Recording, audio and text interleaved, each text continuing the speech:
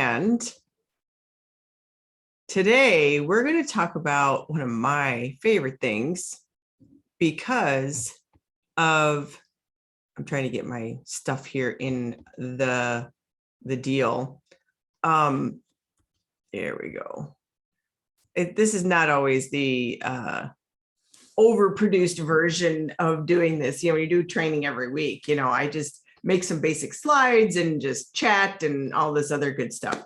So we're going to talk about why people get stuck and they're not set up correctly to close. And sometimes there's simple things that we can do and change that make a big difference on our closing numbers, whether you're doing it online or offline. And I actually came up with 10 different things that you can tweak in your presentations that may make a huge difference. I have given thousands, and I'm not kidding, of presentations, many through the internet, many on the phone, and most of them live. Because once I got to the online, arena, the good news is with that, you can often record once and use that rebroadcast for many things. So I really didn't need to do as many online, obviously, for that purpose. So the thing is this, no matter where you're giving your presentation, there's some key things to have in mind. So I was thinking about the stuff I've learned over the last 20 years and what were some of the really big things. And as I go through, I'll probably add in some other things as I talk about different scenarios. Again, this is Jen Springer. In case you don't know who this is, you're showing up and you're like, who's that? It's me, it's Jen Springer. And I have been in network marketing for over 20 years. I have built a 6-figure residual income business. And I've built my business offline and online. I have built it every which way you can imagine, between print ads and radio and internet shows and conference calls and vendor events and prospecting people at the library and grocery store. And of course, ads on social media. I've done it. And maybe didn't do all of them well. I will tell you that. And if you're interested in learning how to do stuff on the internet and use ads, because I don't do the social media reach outs. I think it's a huge waste of time when you could flip on a little $5 a day ad and get 10 times the result of people coming to you versus you chasing people. So I do a lot with that. That's, my training, the likes to leads, as you can see here, whether you're watching this live or the rebroadcast, is around that. It's taking all the likes that you're getting on the internet and turning them actually into prospects, that you can follow up and talk to. But once you get those prospects in your hand, well, what do you do with them? Well, you're going to have to present to them your business opportunity or your product or service so that you can get them into your business, whatever way your intention is, after. And, unfortunately, I'm going to share my screen now.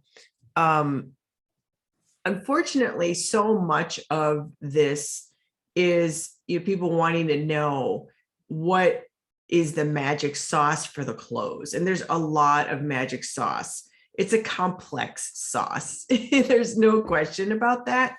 And, I'm going to give you my favorite 10, my top 10, but there's a lot of subtleties, that I'm just thinking of more of is even I'm talking, when you come to the presentation, what is your expectation? I guess I'm adding in an 11th instead of 10, I'm adding in an 11th. What is your expectation when you go to present, whether you're presenting live or online? Before you do that presentation, are you thinking, I'm going to close these people, I'm going to get people started, they're going to want to join? Or are you thinking, I suck, who's going to join me? Coming into it is a really big deal. Even if you're sending a presentation that's recorded, do you believe that they're going to enroll? I guess these are some of the subtleties that could cause a setup situation where people don't enroll. Because why would somebody enroll with someone that they didn't think that they believed in themselves? I mean, that's, some, more soft skills and stuff like that. But I want to talk about some really tactical things that I can give you, because as we always like to say, this process of enrolling people is often about tools and tactics, but there's more. Like I said, the way you show up to the presentation, like what's going on between here, what's going on in your being. You can be nervous and you could be floundering a little bit, or maybe not the best speaker, but what your belief is and your projection and your tone is going to make up for maybe some skill issues. Okay. The other thing is your excitement is so important. I know when I started, I was not the best presenter, and who is, right, when they start. And I probably did a lot of things wrong. And I know I did. I mean, some of my presentations were way too long, and yeah, oh my gosh. But I closed 90%, sometimes 100%, most of the time 100%, in rooms of 10 to 15 people, because I showed up excited. I assumed that they were going to want to join. That's why they were there.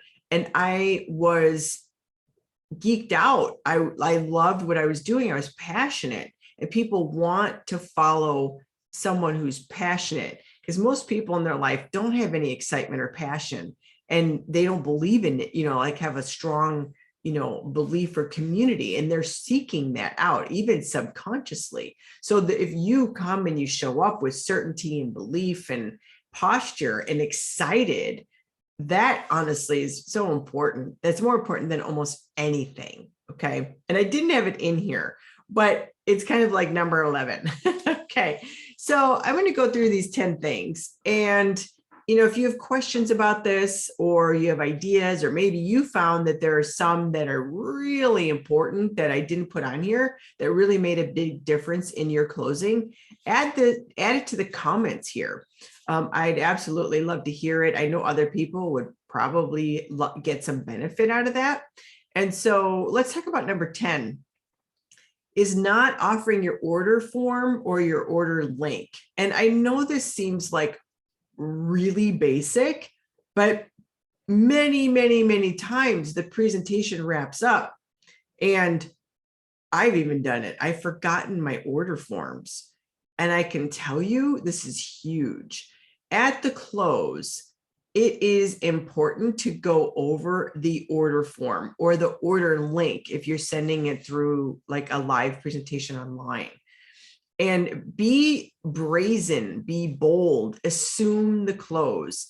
And when you are handing out, order forms, give them a pen. And I would literally give them a tour of the order form. Okay, so I'm just going to hand out order forms so that you can get the things that you've been trying during the presentation and the stuff you wrote down that maybe you wanted, and write everything down. If there's any questions stuff you may think you want or don't want, you can ask me that question. I can help guide you if that's the right thing to get started with.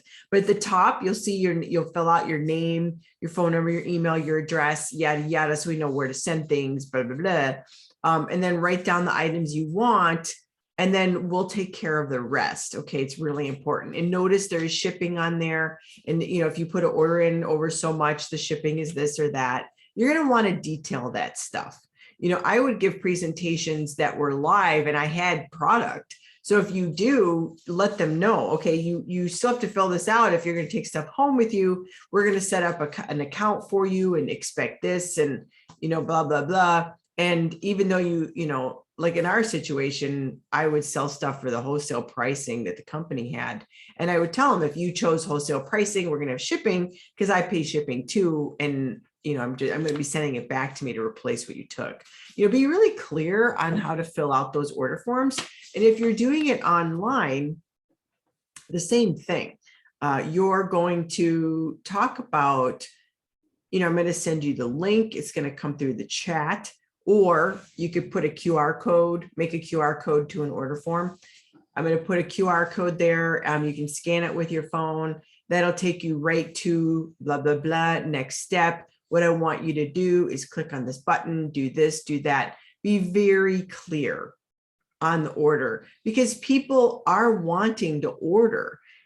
Some people get to the close and they're like, they present and they're like, blah, blah, blah, blah, blah. And the product is awesome. And the company's great. And you're going to have the best time of your life. And you're going to make money. And you're going to da, da, da, da. Okay, thanks for coming. And they don't do the order. So this is, I know it seems crazy, but it is very, very real. Okay, don't forget to give them the directions and the links and the handouts or whatever it is to do the order or enrollment process. If you're sending a link through a Zoom or whatever it is, then be, explicit what you want, steps you want them to take. So the other thing is, if you're sending people to a live presentation that you're not the presenter, set them up when you send them to say, I'm going to send you, here's the link, da, da, da. I'm going to follow up when you're done, in case, you have any questions and exactly how to get started, blah, blah, you know what I'm saying? Like, set them up so they know. Okay. So that's number 10. Number 9 is not bringing or asking people to bring guests. More people, more enrollments. So what I used to do, it was very, very good. Online, it's a little tougher. You've got to maybe offer an incentive, like, if you're here to, if you're here and you brought a guest, please shout out to your guest name. And for every guest you bring, I'm going to enter you in a drawing for XYZ thing. And you can do that through a live presentation or a presentation on the internet. Both. So we would do a lot of live presentations and encouraging people to bring guests. You could do that. For every guest you bring, you get entered in this drawing for getting this awesome thing. Or we would charge a little cover charge of $5 to $10 to cover our presentation materials, especially for people that were already members, and that were already using the products and they wanted to come and learn. Often they would keep coming and taking our materials and our samples. So we were charging a $5 to $10, cover sample type of fee, but for every person they brought, we would, give $10 back. Okay. So like if you brought 2 people, it would be free. If you brought 1 person, it would be $5 versus 10 or whatever. If you brought a guest and it was $5 to come, then it would be free. I mean, you figure out what works, but this is how we would bring more people. So we'd have more people to close. Very important. This is a trivial thing that often slips people's minds, but it's important. You want to have new people, because if you don't have new people showing up to your presentations and the people that are the diehard show up for everything, people that are members in your team, doesn't make for any growth in your business. So that's why that one is number 9. Number 8 is not starting and finishing on time. Well, how does this impact your close? You might be thinking. Well, a lot of people are noting, are you punctual? And it makes a difference if that's somebody they want to lead. I know for myself, if things don't start on time, I mean, it could be a couple minutes late or whatever, but I've been to presentations where the presenter didn't show up or didn't get started for half hour, 15 minutes. Even one time it was even longer, it was an hour.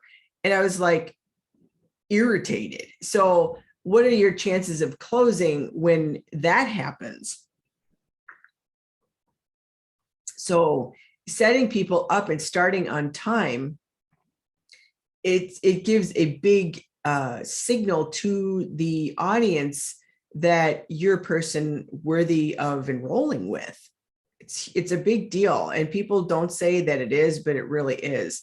and then ending on time. I like to give my audience a heads up, a little bit of an outline of what we're going to do, because they want to know. It's like, okay, we're going to start, we're going to start gathering at 6.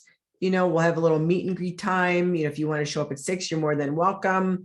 We're going to get rolling and do registrations from about 6 to 6:30. From 6:30 to 7:15, we're going to do the presentation. We're going to, talk about how to, get started, yada, yada. And then we'll be helping people with questions and such like that till 7:30. And then we're going to wrap up and say our goodbyes, and we'll be out of this room by 8 o'clock. No later than 8 o'clock. Like, we got to be out, so the presentation is going to go from 6:30 to 6:15 ish, no later than 6:15. So, you want to give them the lay down. If you're doing a live presentation, the same thing. Hey, we're, welcome everybody. It's 7 o'clock. We're going to get started here in a second. Let's get you set up so that you know exactly what's going on. So have a pen and paper. You're going to probably want to take some notes. If you've got your phone handy, you might want that for what some of the stuff we're going to do for the end. And we're going to go over, introduce a couple of people. We're going to get started here in just a minute. We're going to wrap up no later than 7:30. You know what I mean? Like, you want to give them just a little bit of a heads up, and like I said, start on time, finish on time. Because when you don't finish on time or start on time, it tells that prospect subconsciously that you don't respect them, that you don't respect the value of their time. And that's a big thing that comes through on the enrollment. Okay. So this next one is, and I know this might be a little hard to read, but there is a presentation flow. I'm going to try to make this a little bigger. There we go. We're going to make this flow a little, I'm just going to go over this. I've done this in other trainings. So I want you to, go back and listen to some of those in my archives, but I just want to quickly cover this because your close often doesn't work the way you want it to because the flow of the presentation wasn't correct. The close often doesn't do the job it's supposed to because what came before it sucked and it wasn't good. Okay. So just a quick flow recap from the training I did recently is you got to open your presentation with problems the prospect is facing in the world or in their life. And then you transition to maybe some mistakes that people are making that are causing them to suffer with this problem. And then you're going to offer solutions to the problem, which is, that's where you bring in your company, your product, your opportunity, whatever it is. Then you present your enrollment options, and then you do your strong call to action. Okay. And I'm going to get into a couple of these a little deeper, but I wanted to just make sure that you knew this is the flow. And if you don't create enough reason for people to join by saying, hey, these are your problems, and reminding them of their problems, they are less likely to join. I know that sounds totally crazy, but if they come and they're like, oh, Jen is a nice lady. I mean, she's so sweet. And I loved her information, but they don't have the pain or the urgency to get started. Like, they're like, I'm fine. I'm good. I don't really need to fix this problem. I'm okay waking up at 3 a.m. every night and staying awake for 20 minutes to fall back to sleep. That is not okay. And they won't enroll if you don't, have these components in your presentation. So I'm not going to get super deep into that, like I said, but I wanted to cover that just quickly because that is very important. The close often doesn't work because what came before the close wasn't good. Okay. So number 6 is not having enough hands on deck. And especially if you're doing a bigger presentation, actually, I always had a helper pretty much. If the presentation was live, I would have, wherever I was going, I would guide that person how they could help me to help with the close in advance. If I was doing online, I'd have people fielding in the chat and answering questions and being ready to reach out. If I was having a bigger presentation, I would bring, especially if I was hosting it, I would bring help. Because a lot of people will leave if there is a line to get help, if that makes sense. So if they have presentation questions, or if they have questions about how to get started, and there's not enough people there to answer or to show them how to fill the form out if they have a question, or what package to get started with, they'll just leave. I know this. I do know this. We would have some wonderful presentations where we had, 20, 30 people in the presentation, and I wasn't equipped, and I didn't have enough help.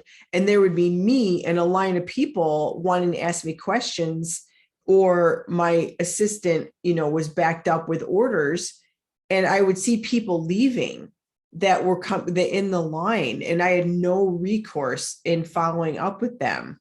That is one thing I will add to this, is make sure you have a registration process that includes getting the phone number. I would always hand out name and email, but it's important to have the phone number on there. And then I've added the phone number, over time, but it's really important to have that, because if you don't have enough helpers, or they got to go, no offense, the chances of them enrolling are smaller. Even if they really want the product, they might leave, space out. And then what happens is they'll enroll with somebody else who is available and ready to help them. So having people set up to assist you is important.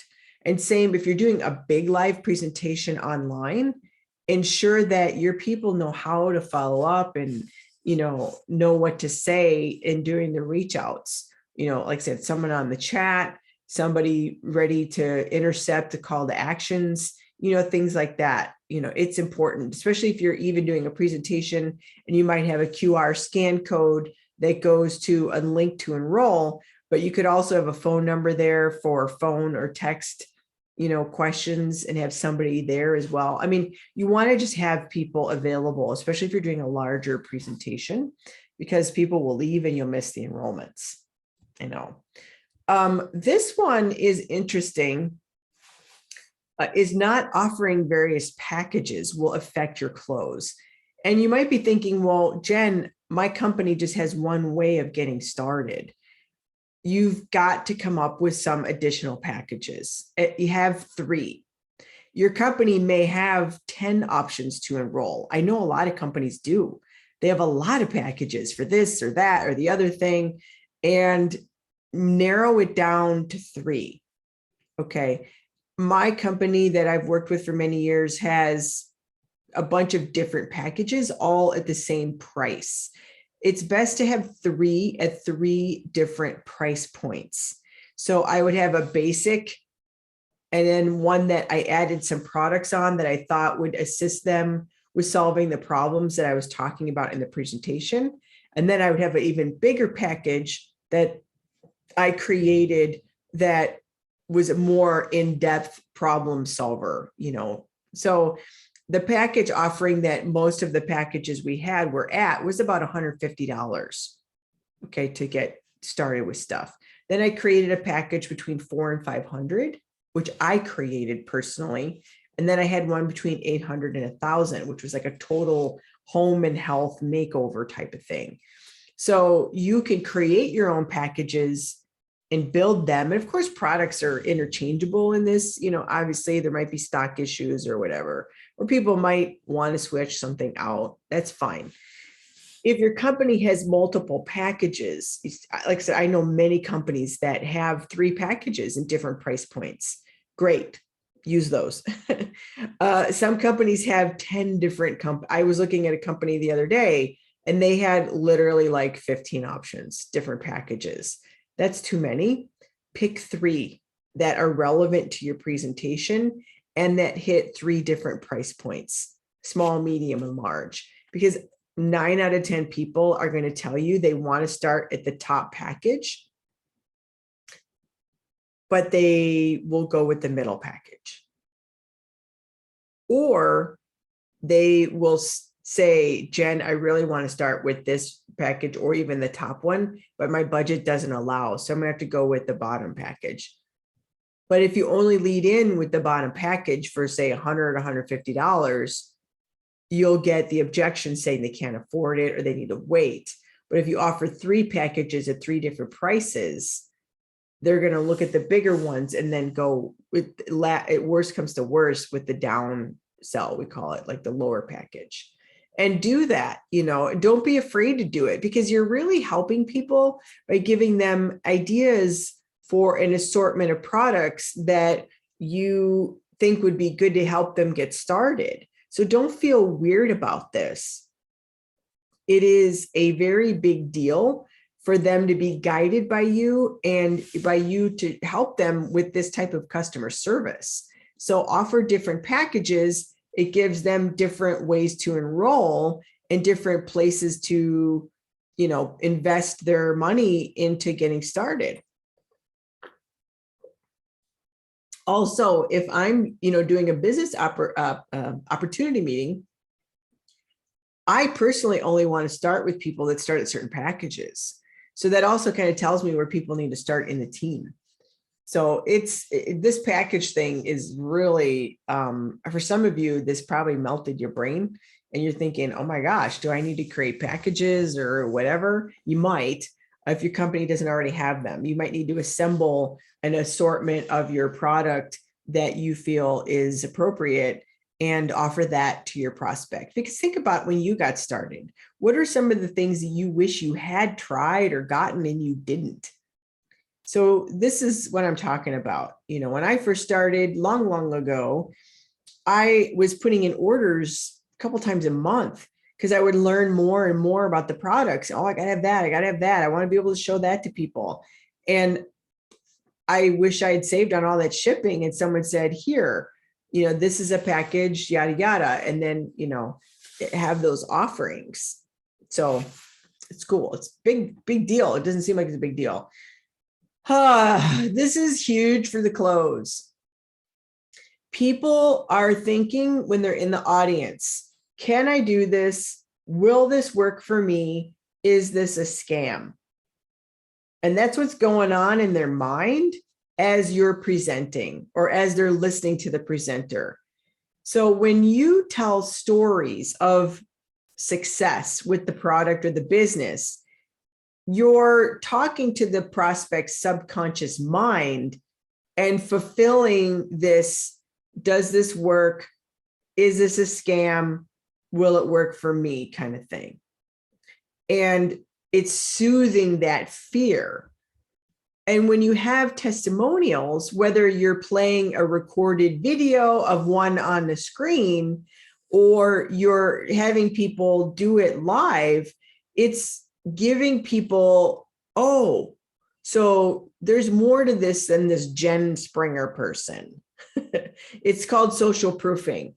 If you have a situation where you can show pictures of events with a lot of people, or if you're on a presentation and you want to, welcome, at the beginning, even welcome, we've got about 15 people here. Welcome to everybody. I'm I see that so-and-so and so-and-so and so-and-so is here. I'm glad you're here. You want to let people know there's more than you, because that the stories and the social proofing satisfies the fear of, will this work for me? Is this a scam? Can I do this?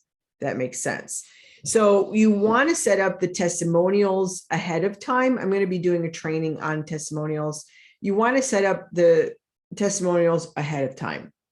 If you're doing a recorded presentation or you're doing a online one through a Zoom or something, same thing. You want to set people up ahead of time to do the testimonials throughout the presentation, and especially at the end as you're waiting for people to, either respond with their, the link or whatever, that type of stuff. But stories really can sell more importantly than how awesome your product is and what the features and the benefits of the product are. People in sales would say, sell to the benefits that the product is offering. Well, the problem is that's not always true either, because people, they have a problem and they want to know, is this going to work for them? And a story or a testimonial is going to be far more effective than talking about the patents on the nanotechnology of your supergalactic moon juice you're selling. So telling the stories, even throughout your presentation, even telling your own stories, if you're holding up and going through products, tell a story about how that product worked for you.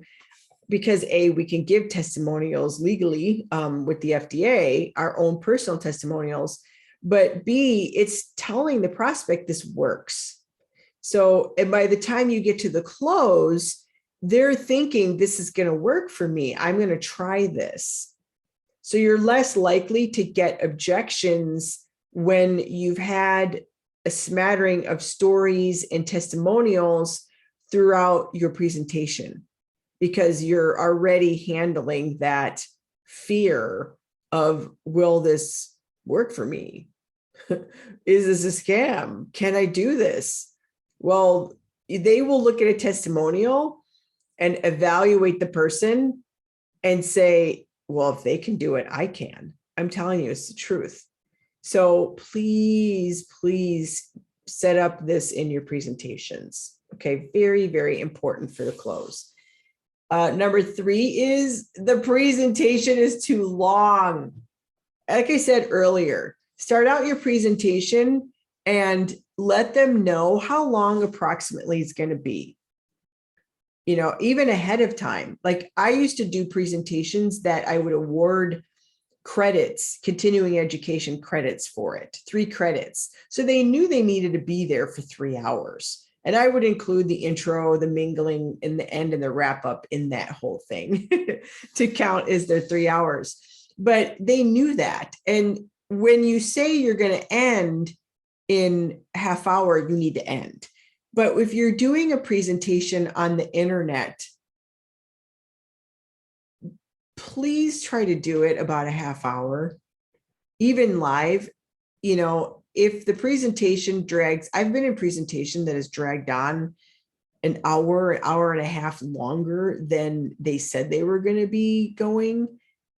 And it was like, I couldn't wait to run out the door. That's what will happen is people will be looking at their watch and that will distract them. They're thinking about, can I get out of here? So you really need to finish on time and you need to not have a really long presentation. Maximum an hour. Okay, maximum an hour presentation. Again, unless you're teaching something or you're going into something specifically that might be longer, but they know it's longer.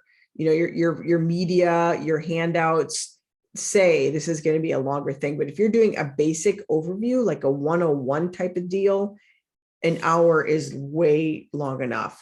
If you're doing it online, make it less. Half hour. Half hour is really good. 20 minutes to a half hour for an online presentation is a company overview, a get started thing. If it's offline, you can have a little longer for mingling and questions and stuff like that. But I'm just telling you, don't make it too long.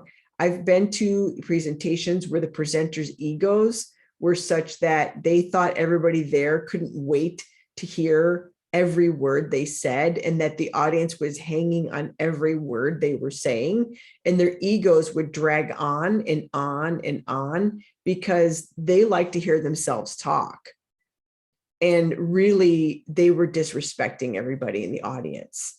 So keep your presentation punctual and shorter for online. Offline can be a little longer. If you're doing like a special training and they know that ahead of time, it can be longer. But for your basic overviews, your introductories, they should be no longer than an hour. Okay. Number 2 is obvious, but maybe not so obvious. again, this goes when people register for your event, whether it is through the internet or live, it's really important to get the registration, name, phone number, email, so you can follow up. And it's really important once they leave to follow up with them, especially if they didn't order. Even if they did order, you can say, because you can always add on and upsell. You can say, yeah, I'm so glad, Jen, that you came to the presentation. I got your order here. I want to make sure this is everything that you wanted. Is there anything else you had questions on that you thought maybe you should add, or, you weren't sure if it was right for you? I can help you with that. We can always get it on this order because I haven't put it in yet. You can kind of do a little upsell if you want, people that, you're getting this, and that products. Usually we found that people that also choose this along with it get much faster results. So I just want to let you know, if you want to add that on, we can do that for you. It's only blah, blah, blah, you know what I'm saying? Like that kind of stuff. Also, the people that left that didn't order, you can call and follow up and say, hey, I saw that you came. I'm so grateful, blah, blah, blah. And did you have any questions specifically about what to do or what to get started with? You want to like follow up, right? There are people that are going to leave because they maybe had to go somewhere else. They just saw the line of people with questions and they left. So it's important that you have the ability to follow up, even especially with the internet stuff. If I'm sending people to a live presentation online and I'm not the one giving the presentation where I'm collecting the registration, I'll send them to my own registration form and collect their information and then follow up if I'm sending them to like a company or a public, type of presentation. So ensure you have the way to follow up and follow up after the presentation, preferably the day after, the next day. Don't wait till the end of the week. It's like presentation was today, you follow up. Like if it was earlier in the day, you follow up later in the day. But if it was in the evening, you follow up the next day. Okay. So, and last but not least, asking for the sale at the end. Again, the clear and concise close. So many people get to the end and they're like, yay, thanks for coming.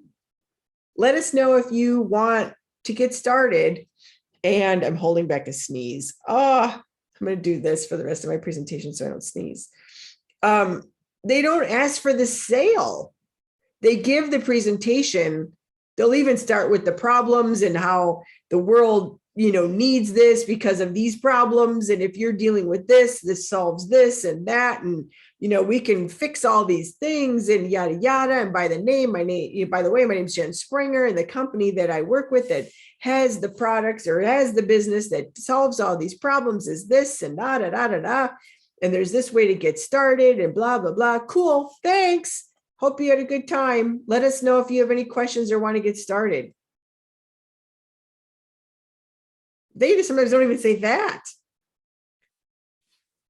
You've got to have a very distinct, clear close. Like I said earlier, adding, in the order form, handing that out, sending out a link, and then at the end say, we are here to get you started. I'm going to pass around order forms.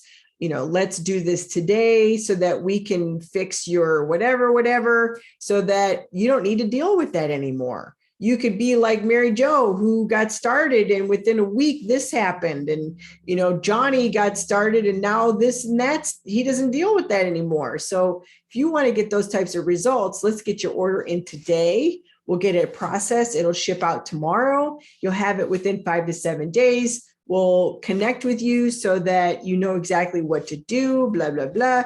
You want to do this close very intentionally.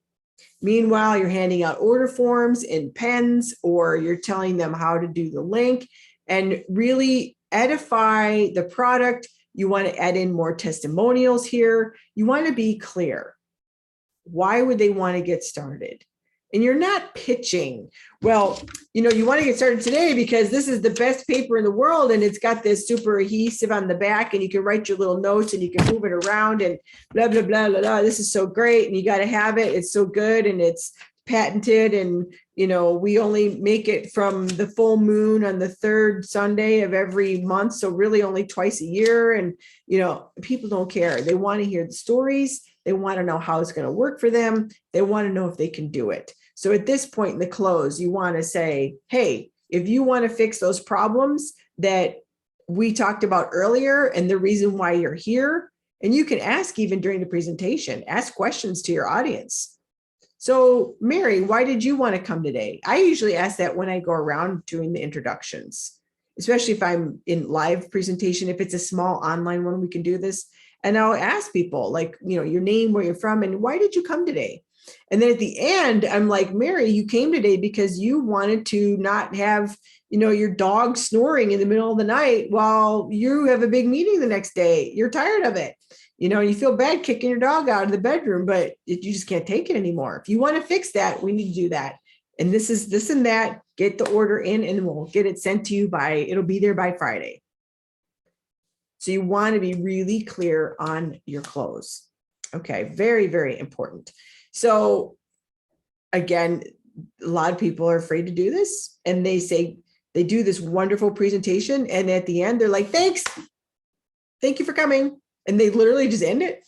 So please don't do that. Ask for the sale, remind them of how they showed up, why they showed up, the problems that they want to solve, the consequence if they don't solve it.